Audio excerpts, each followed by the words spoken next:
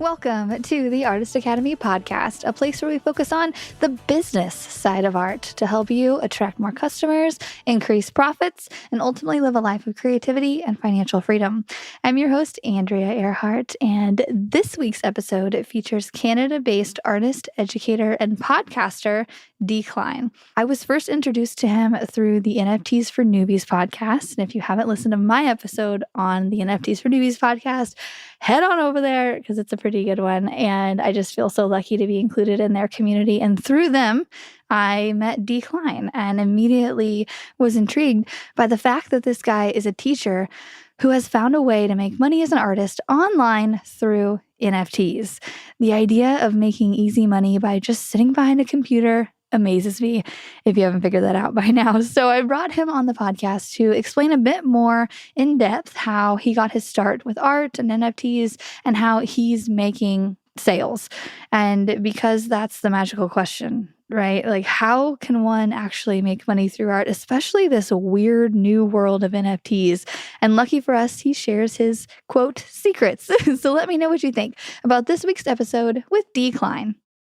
Hey guys, we are here with DKleine, and I'm excited to talk about all things art with him. You have a wide variety of things that you do. So let's just get started can you tell our Artist Academy members and the podcast listeners who you are and what you do? Okay, well, one thing about me that's maybe unexpected is I'm actually a teacher. So I've taught for more than 25 years. And I just started getting into art as a form of commercial income when the NFT craze happened, because prior to that, I only ever did art as a teacher and just for myself. I never did it commercially. So it was only with NFTs that I kind of got into it. And that happened because I'm also a writer. I write you might have seen some of my writing on Cointelegraph.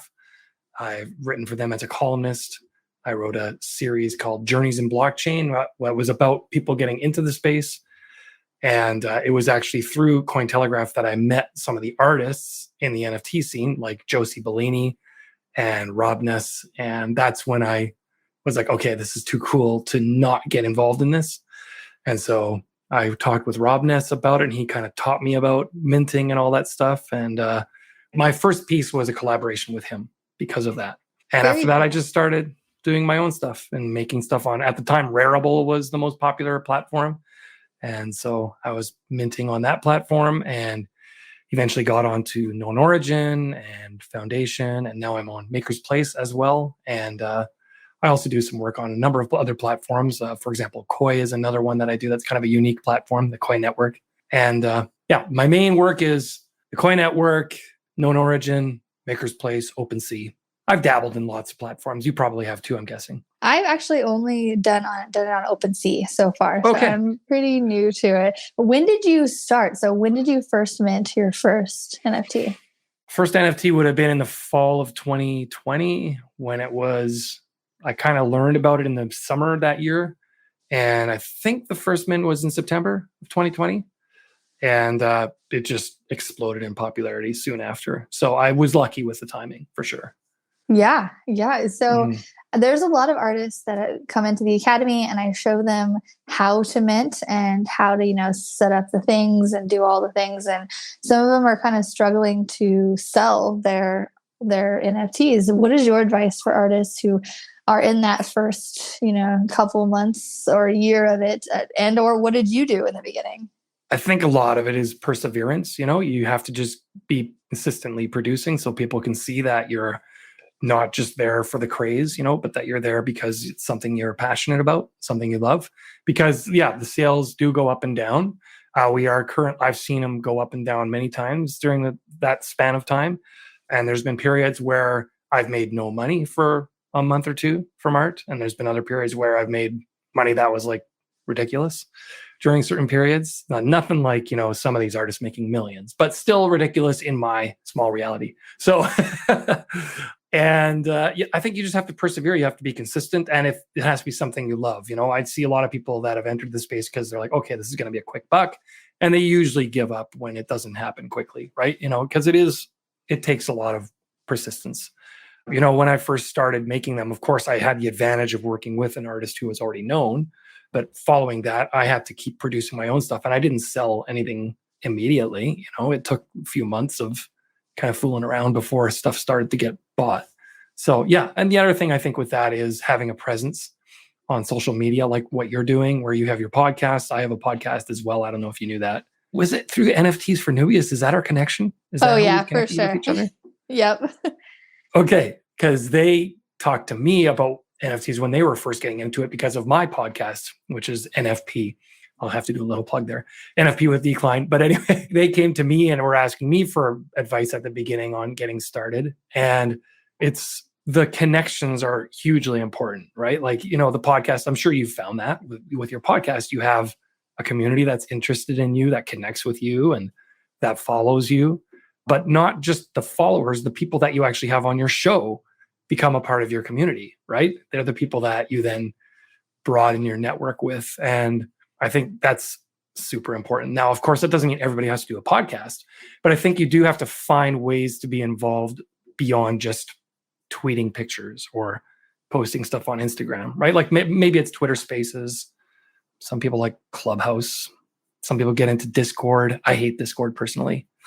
Me too. I've tried to get into Discord and I'll post a couple things and then I don't have the oomph to get, or I don't know the time I don't make the time to get on there. But yeah, your episode with the NFTs for Newbies, I remember I stumbled upon their podcast when I was first figuring out what NFTs were. And then they interviewed an artist and I listened to yours maybe twice or three times because I was just like, finally, okay, something that because at first they were talking about, buying them and what they are and doing that. But yes. whenever you came in and talking about selling them as an artist, I was like, yes, this is gold. Well, I think the neat thing for me has been that I've always enjoyed making art personally for myself, just as enjoyment. I never did it for money because I didn't see, I was teaching, right? I taught art, and I taught other subjects. More recently, I teach other subjects like math and so forth. I never saw it as really a good money-making venture. I think it's pretty rare in traditional art for people to make a good living out of. If you have, that's like a rare achievement, right? So good for you. I feel like the NFT space, there's more accessibility there. But of course, now it's very crowded now. So maybe that's changing because it is a lot tougher now than it was. You think so? A couple years ago.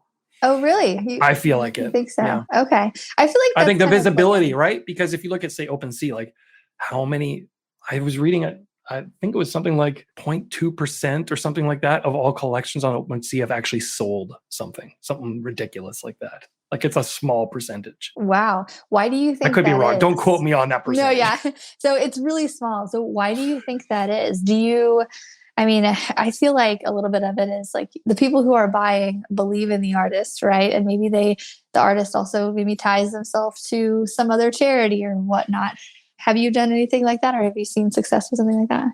Yeah, I have. I work with the Giving Block, actually, which is a fantastic charity organization. And if you don't know about them, they basically, the Giving Block is an organization that facilitates crypto donations to charities. And what they do is they help get charities set up to accept crypto. Now, most of these charities, what they'll do is when they get the crypto, they'll convert it to cash.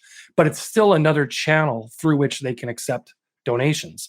So previous Christmas, I did a little charitable thing with them where I made these zombie Christmas movie themed works, and we donated the proceeds for a bunch of different charities. And it was just so easy with the Giving Block because literally you just find their Ethereum address of the charity you want.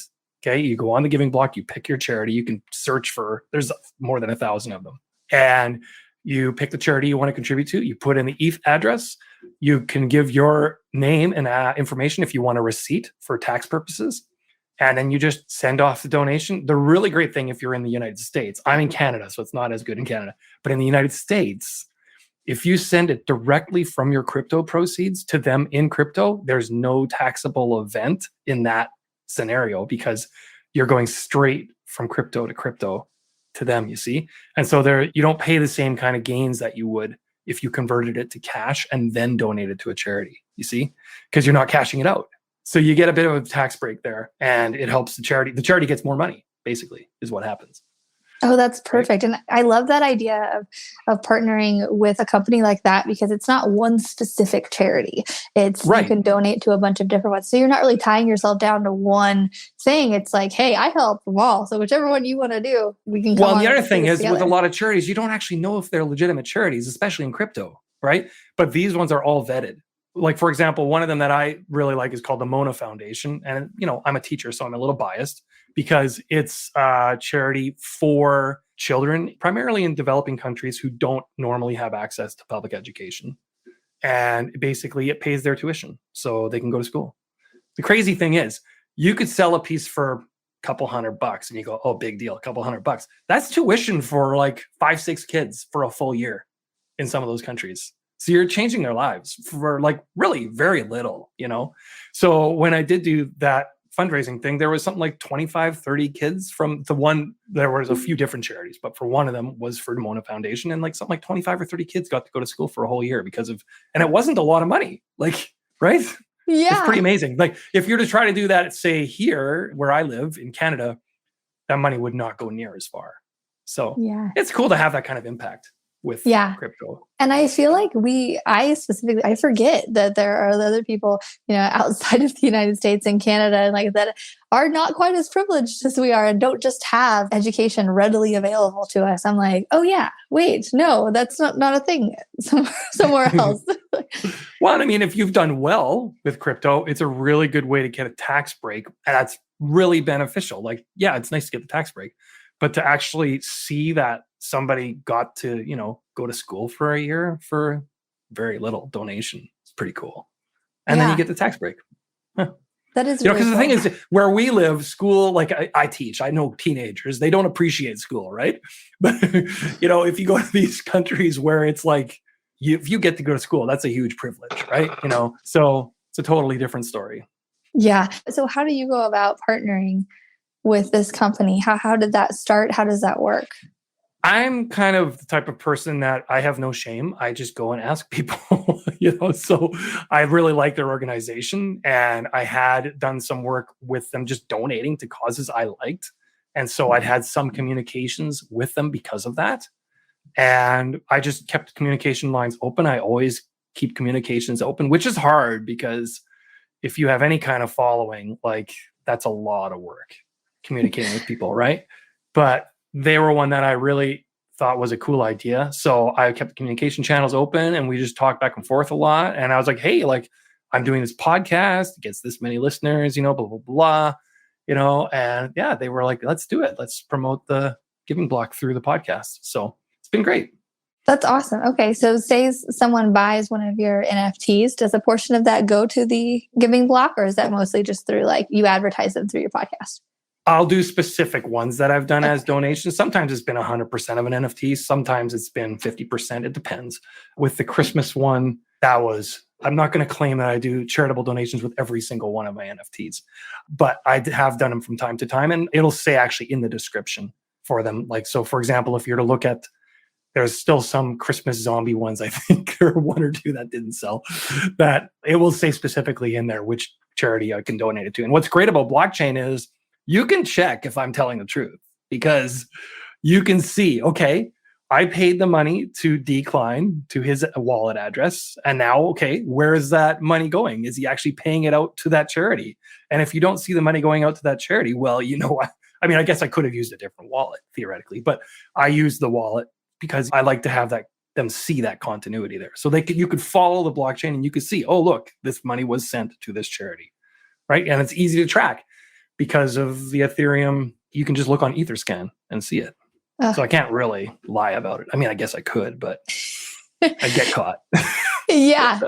This is so great for people who want to give back, but also I'm hearing too, like just advice for artists too, who they want to be more involved, they want to sell more NFTs. So partnering with a charity, and you just saying that not every piece of profit, not half of your profit every time. You don't even have to give a little bit every single time. It's just partnering with them, doing what you can, and it helps both of us. Yeah, I do it once in a while, right? There's certain pieces that I go, you know what? I'm going to do this one for charity. Yeah. How do you create your NFTs?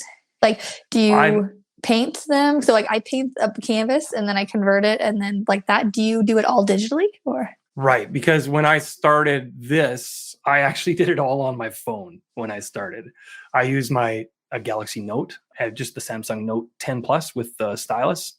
And so my first 2 months or so of NFTs are all just done on my phone with, I think it was called Autodesk. Is that correct? Sketchpad? Is that accurate? Mhm. I don't know. It's an app. It's a free app. And what was great about that was just the spontaneity of it. I could be anywhere and just draw something and then be like, oh, I like that. I'm going to mint it. But as I got into it more, then I got an iPad Pro, with some of my NFT sales money. And that's like, I love it. It's the best purchase I've made in the last few years is my iPad Pro because I use it constantly and I enjoy it and it still works great. And I use it probably every day since then. I remember the first day I bought it. You know how Apple tells you how much you've used an iPad in a week or whatever? You know what I'm saying when Yeah. I say that? And first day I bought it, it was a Saturday. And then on the Sunday, it says your last week's use, 14 hours. So I literally got home with the iPad and used it the entire rest of the day. But it's not quite that crazy now. Now I usually draw on it for an hour or two. I use the app Procreate. Are you familiar with that? Yes, it's the only one that I use. I love it. I use that. I do have a couple other apps, but I find they're just not as good as Procreate. I've often thought I should play with things like Photoshop. I think you have used Photoshop, yeah? A little bit. There's just so much to it, and just don't have that like touchable element. Yes, it just Procreate. It feels like you're actually drawing because it's just that immediacy to it. Yeah. So okay, so you create this in Procreate, and then do you animate them at all, or do you just put them? Yeah. Many of them are just still images, probably because I come from drawing as a kid. I drew comics all the time. And so I kind of have a bit of a pop art style to most of my work, pretty bold lines and pretty simple colors, bright colors. I do some animated pieces. And again, Procreate's great for that because you can just draw frame by frame and make a GIF or an MP4 or whatever. And I've never actually played with adding music to it. I've often thought about it, but I've never got around to doing it. Most of the time, though, they're still images, just one of one stills. Perfect. I've actually not played around with the whole making a GIF in Procreate or it's fun. Kind of move it's it. Fun. Really? I see the little option right there, and I'm like, that'd be nice to do one day. And then I just well, with your work, it would work fantastically well. It would be, just and they can just be subtle touches, right? It could just be little things like I think of some of your work where you have kind of the cloud effects and you could just have kind of layers of movement in that or like a mist kind of effect or could look cool. I'm going to test that out. It might be tonight. Honestly, just like check out YouTube on like animating on Procreate and you'll be able to do it in 5 minutes. It's very easy. I mean, it's easy in terms of learning how to do it. It's not easy in terms of it can take a long time to do a nice animation that, because it can be like a lot of frames. Okay. I just had someone animate one of my animals to make it into an NFT through Adobe After Effects. And then I was like, hey, can you make me like a tutorial to show me how you did that? And just the first 5 minutes of watching his tutorial, I was like, that's too much for me to learn. Yeah, Adobe is way more complicated. Yes. So, okay, you're basically giving me a happy medium with this Procreate thing that I already know how to use that we can just kind of add a little bit. Well, you can even look up you can even do like rotoscope animation on a Procreate, which is kind of fun. That? Like where it's where you take a video clip and you're tracing it out the motion. You know what I mean? And so you get kind of that rotoscoped effect of something that's in motion that's from like a video. Do you know what I mean? Okay, cool. It can be really fun. So you could take something you've done and you could video something and then you could, I think it'd be cool. Yeah. Your style would be well suited to it. Thanks. Okay, I'm going to try it. And it seems like tag you in animated stuff does appeal to a certain group more so than still work. Does it? Yeah, I'm still so new into the NFT space. I have so many questions. Like how are people finding you? Like who are your buyers? My buyers are mostly from Twitter. I've worked on a following on Twitter ever since I started writing. And at that time, I only had like 200 followers or something. And basically, I spend a lot of time interacting with people on Twitter. I like other people's artwork. I comment on other people's art. I retweet other people's art that I like and connect with other artists and collectors through that. And of course, I put up my own artwork too. It's been tough lately. Like the whole market is very slow lately. Like anyone that's listening that's like, oh man, everybody else is doing so well and I'm not selling. It's not true. Most people are struggling right now. We had an enormous crash in the crypto markets because of this whole Luna fiasco. I was reading And about that. Yeah. But I really don't know much about it. Really, I was just like, oh, okay, that happened. Okay, because I do NFTs on the side, but I paint murals mostly, and that just now we're in the busy season of the summer and spring, and so I'm like, okay, now we're busy. So I'm relying on you to keep me in the loop. I'm just saying, don't feel too bad if you're not having major sales right now, because a lot of people are not having sales right now. Basically, what happened, really brief, is that this Luna currency crashed. I won't get into the details as to why. They attempted to save it by spending Bitcoin, selling Bitcoin, and they sold millions of dollars worth of Bitcoin in a very short period. So, of course, the price is going to crash, right? I won't get into all details of what happened because I don't 100% know. I have my theories. But anyway, it came at a time when the market was already slowing down, which I think was deliberate on their part. But not on the part of Terra or Luna, but on the part of the people who coordinated this crash. Okay. Yeah. So what you're saying is this is a really good time for people to maybe come in and learn and make a couple of these things and then maybe put some up and then expect to sell them eventually. But now's a good time to learn is what I'm hearing. Yes. Now's a good learning time. Now's a good time to experiment. Now's a good time to get to know people, network, build, do it because you like it. That's one positive about this is I do see some of that behavior that's not so great, where they're just people here for money, will probably fade a bit, I'm guessing, because, well, they're not going to make the same money. So then they don't have that motivation. I feel like it could be good for the space overall. Of course, it's not great for artists to be hurting and not be making an income, but I think longer term, you have to flush out that kind of stuff.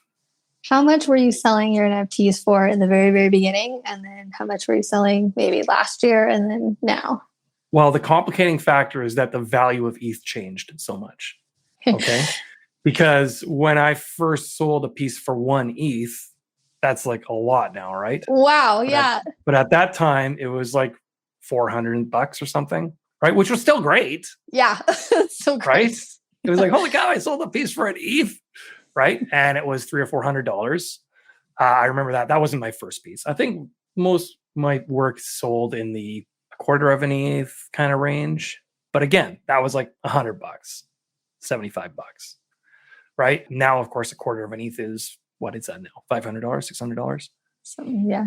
So, it's changed in terms of value. And I do make a lot of art. Like I produce a lot of art. So, some like people I know a day? Close. Wow. That's impressive though. Yeah. Sometimes I'll hold off on minting and then I'll have like 5 pieces over the last few days. And I'm just like, that's it. I'm just minting them all. And often I'll just list them on OpenSea because then you don't have to pay a gas fee. Right. But for pieces that are kind of a little more my premium pieces, I'll put those on Known Origin. Or Maker's Place is just new for me. I just got on Maker's Place a few weeks ago. And so I've just got 2 pieces on there and I'm being very sparing with that platform. I'm not going to load it with a bunch of stuff. I'm going to keep it relatively scarce, the amount of pieces that are on there. Okay. And so for somebody really new and you're putting all these names out there and they're like, oh my gosh, it's a lot. Sorry. So like for somebody like me who's just on OpenSea, do you think that's okay to just kind of stay there for the next 6 months or a year? Or do you think I should be branching out or new artists should be looking on other ones? I think it's worth trying other platforms. Like, for example, you could even try other blockchains like Solana. It's pretty cool. You could try. The problem with Solana is the actual platforms for selling like art are not that popular, right? Like, I think there's one called exchange.art on Solana. It doesn't get a ton of volume, but that might be a good place to try things because the minting is very cheap. Of course, I do also work with the Koi network because I made this whole Koi zombies thing with them. And they're very, very affordable too. So you could try that. The interesting thing with them, this is totally different. Maybe you've never heard of this. But with the Koi network, I made these atomic zombies. And they're zombies that change when people look at them. So when you click on them, they actually have things change to their attributes. But the beauty of it is whoever owns it actually earns Koi tokens when people look at them. So it's a different system because you don't have to sell your art. You just have to have people look at your art, and you earn from people looking at it, which is kind of cool. That's just mind blowing. Yeah, that's really Yep. cool. I'm So just it's fun to try. trying to think of how you would even go about doing that. It makes my head hurt a little bit. But I love that I love all these different things that are popping up. It's a lot of new things, but it's fun. Foundation is they actually recently changed their contract so that you have like your own contract, so it's a little more controlled than OpenSea. Whereas OpenSea, basically when you add items to there, it's in a shared contract, which isn't really yours per se. Okay, it's really OpenSea's. And like Foundation, if you can get an invite to it, which isn't too hard, I don't think, if you know somebody on Foundation, there you can get your own contract. Yeah, please don't all bug me for it. I don't have like tons of invitations. Okay. But anyway, you actually have your own contract there that's tied to your address, and then it will be tied to your identity as opposed to being a shared contract.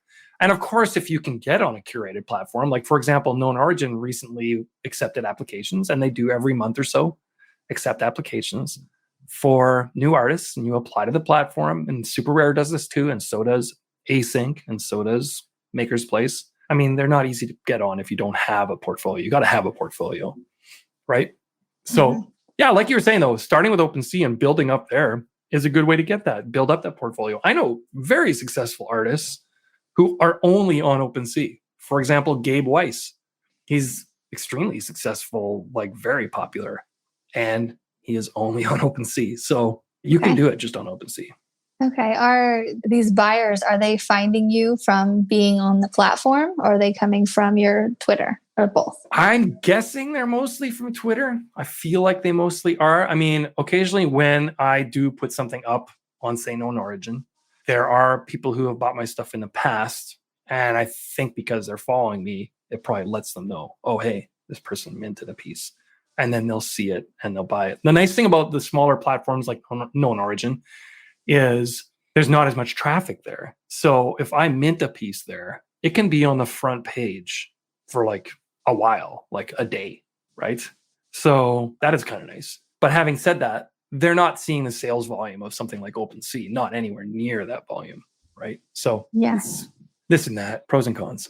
Very cool. Awesome.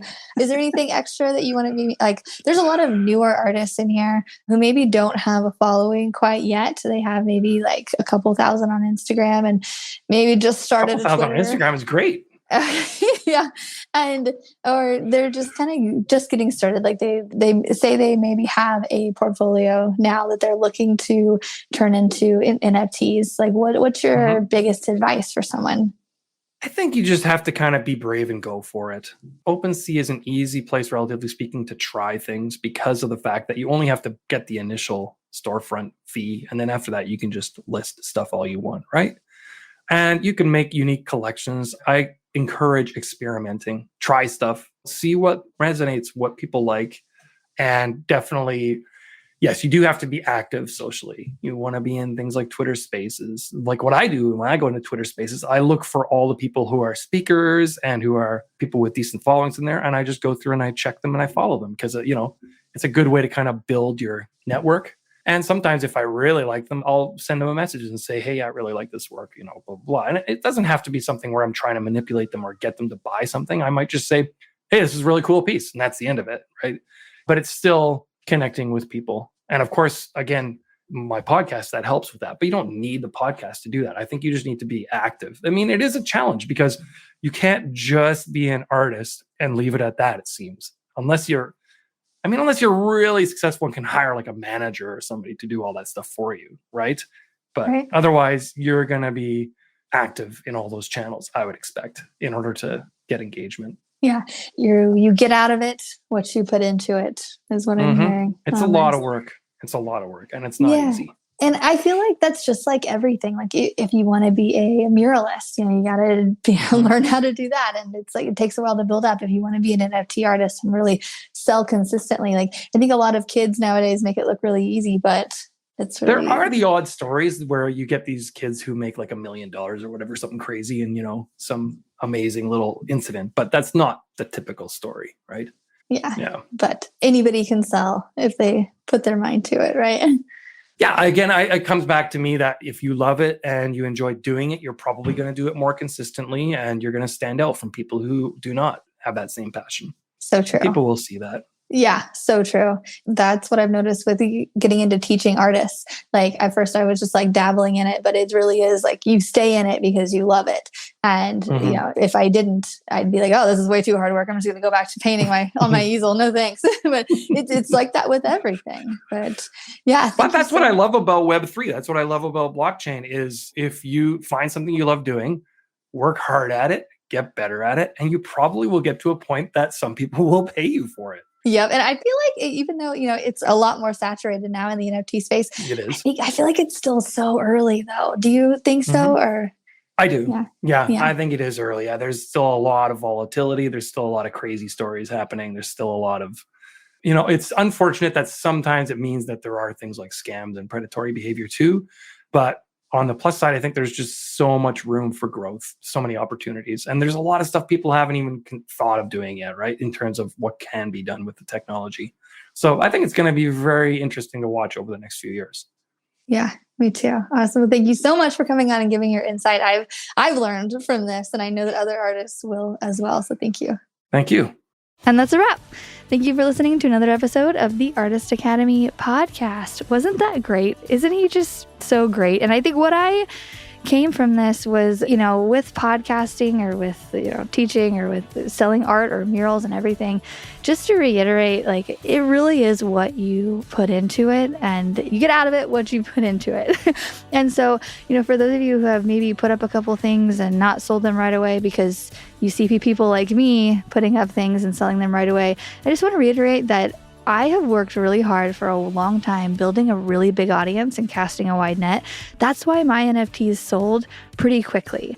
And I've recently lost a bit of interest, but I am going to hop back on the NFT bandwagon because I see the potential. And I really think that this is where a segment of our art world is going. Not necessarily all of it. I'm always going to do murals, but I do believe in this whole weird NFT thing. And I think there's going to be a lot more coming of it in the future. And so I'm going to keep with it. And so if you're thinking about it and you want to put the work into it and you think that doing NFTs might be a better route for you rather than doing a different art form like murals that can be really physically exhausting, although very profitable, not downing murals, they just are very physically exhausting. And with me being very pregnant, I am going to get into NFTs more and more because as I'm getting larger and more off balanced with my baby belly, it's going to get harder for me to, you know, get on scaffolding and ladders and do those big projects where I'm climbing on over things. And so NFTs is going to be where I'm leaning more and more